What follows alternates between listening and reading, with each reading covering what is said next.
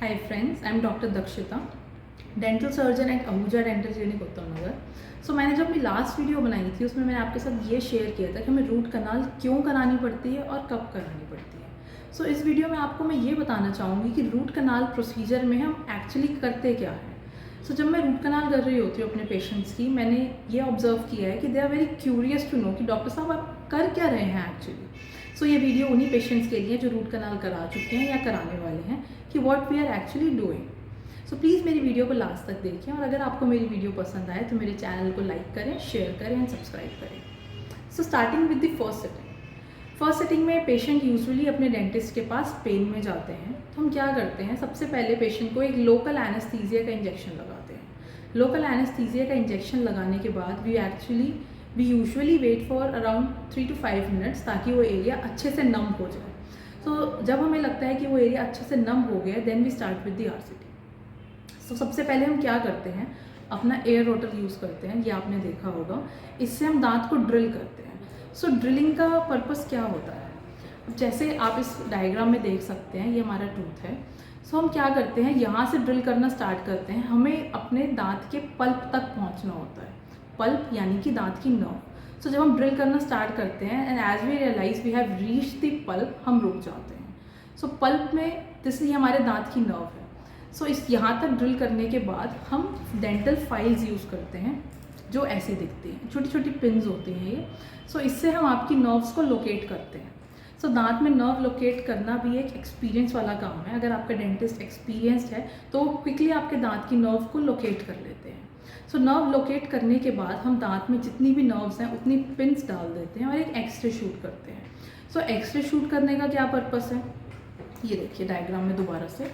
जब हम दांत में पिन्स डालते हैं, हमें दांत की टिप तक पिन डालनी होती है क्योंकि नर्व हमारा यहाँ से लेकर दांत की रूट तक होता है।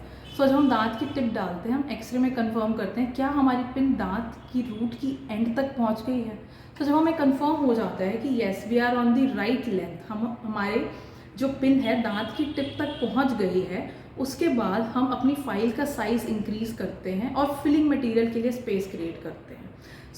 पहले हम छोटी फाइल से ड्रिल करना स्टार्ट करते हैं, दांत को क्लीन करना स्टार्ट करते हैं, फिर हम धीरे धीरे अपनी फाइल का साइज़ बढ़ा देते हैं और लास्ट में हम इतनी मोटी फाइल्स तक पहुंच जाते हैं। फाइलिंग करके फाइल्स का साइज़ इंक्रीज़ करके हम क्या कर रहे हैं, हम ये कर रहे हैं कि जितना भी दांत में ये रेड पल्प है, नर्व है, ये क्लीन हो रहा है और साथ साथ जो हमें लास्ट सिटिंग में दांत में फिलिंग डालनी है नर्व की जगह पे, हम उसके लिए स्पेस क्रिएट कर रहे हैं।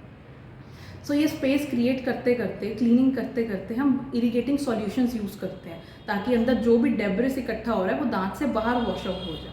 हम सलाइन यूज़ करते हैं, एंटीबायोटिक सॉल्यूशंस यूज़ करते हैं और काफ़ी और भी मेडिकामेंट्स यूज़ करते हैं जो वेरी करता है डेंटिस्ट टू डेंटिस्ट कि वो क्या प्रेफर कर रहे हैं यूज़ करना। फर्स्ट सिटिंग में सारी क्लीनिंग कर दी जाती है। It requires usually 25 to 30 minutes. इसके बाद जब हमारी क्लीनिंग कंप्लीट हो जाती है, दांत में छोटा सा कॉटन का पीस डाला जाता है और ऊपर उसमें टेम्प्रेरी फिलिंग डाल के उसको क्लोज कर दिया जाता है।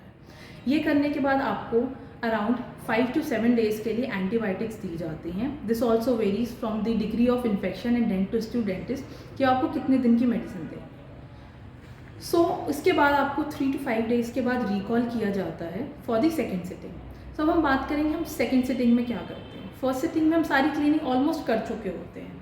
सेकेंड सिटिंग में हमें क्या करना होता है, जस्ट टेम्प्रेरी फिलिंग रिमूव करनी है, कॉटन रिमूव करनी है और जो हमने स्पेस क्रिएट की है, जो हमने कैनाल्स को, दांत की रूट्स को क्लीन किया है, उसमें हम एक मेडिसिन डाल देते हैं। अब मेडिसिन भी वेरी करता है, जो डेंटिस्ट प्रेफर करता है वो मेडिसिन डालते हैं। जनरली कैल्शियम या कोई एंटीबायोटिक पेस्ट दांत में डाली जाती है और उसको डाल के फिर 1-2 दिन के लिए छोड़ दिया जाता है। दांत को फिर कॉटन रख के ऊपर टेम्प्रेरी फिलिंग डाल के उसको क्लोज कर दिया जाता है।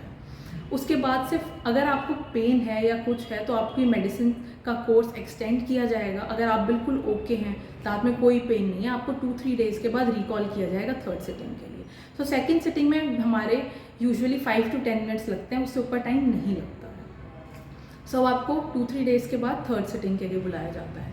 अब हम थर्ड सिटिंग में क्या करते हैं, अब आप थर्ड सिटिंग के लिए हमारे पास आए, हम फिर से वो अपनी टेम्प्रेरी फिलिंग रिमूव करेंगे, कॉटन रिमूव करेंगे और जो हमने सारी रूट क्लीन की हुई है उसमें उसको अच्छे से इरिगेट करके सलाइन से या जो भी सॉल्यूशन आपके डेंटिस्ट प्रेफर करते हैं उससे क्लीन करके हम उसमें फिलिंग डालेंगे। अब हम फिलिंग क्या डालते हैं, फिलिंग आपने ऐसे देखे होंगे, ये होता है हमारा फिलिंग मटेरियल, इसको गट्टा पर्चा या जीपी भी कहते हैं। So this is a biocompatible material. इसको दांत की नर्व को रिमूव करके, दांत के पल्प को रिमूव करके इसको सेफली डाला जाता है सीलर से कोट करके।